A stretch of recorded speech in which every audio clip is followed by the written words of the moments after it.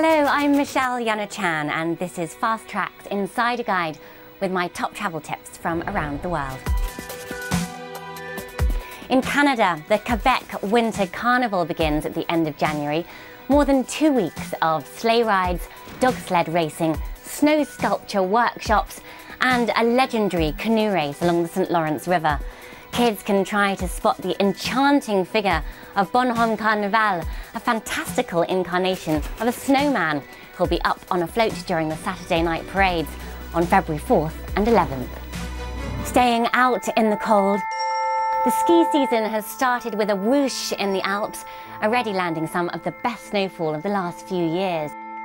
But for something off-piste, head to France, where the Polo Masters Tour is drawing the world's top polo players to the mountains. Starting in Val d'Isère on January 12th, the teams will head to Megève before playing it out in Courchevel on January 26th. It's one of the most recognisable paintings with one of the simplest titles, The Kiss by Gustav Klimt. This year marks 150 years since the birth of the Austrian artist, and a major exhibition is showing in Vienna at the Belvedere Palace to commemorate his life's work, as well as Joseph Hoffmann, another pioneer of modernism. That's until March 4th. At this time of year in England, the wetlands of Westhay National Nature Reserve become the site of an extraordinary natural spectacle. As dusk falls, millions of starlings gather in huge flocks called murmurations, swirling across the sky with a singular beauty. Mild sunny weather is the best time to come, since the birds tend to settle in their roosts more quickly on wet, windy days. Aim to arrive an hour before sunset.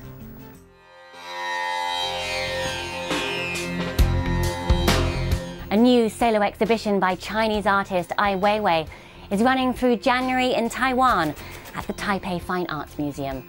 Called Ai Weiwei Absent, there'll be photography from Ai's New York East Village period, as well as his recent commission, Forever Bicycles, made up of more than 1,000 bikes.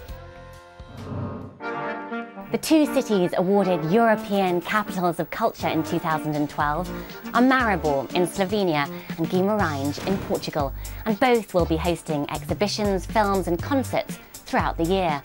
Guimarães is transforming derelict factories into art studios, rehearsal spaces and screening rooms. Maribor will also be reflecting on its industrial heritage with an exhibition of Slovenian art influenced by science and technology. And a year on since the revolution in Egypt, the tourism industry has had some very tough months, but the country is aiming to welcome back tourists in 2012. I recently took a trip down the Nile, stopping at some of Egypt's most popular tourist attractions, yet the temples of Luxor and Karnak and the Nile itself were astonishingly quiet. Until now it's little tourist, not.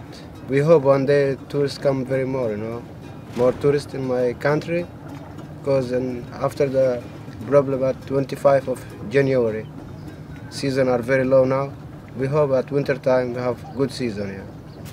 Ensure you keep up to date on travel advisories to the country, and thanks for checking in with my Insider Guide this month. Until next time, happy travelling.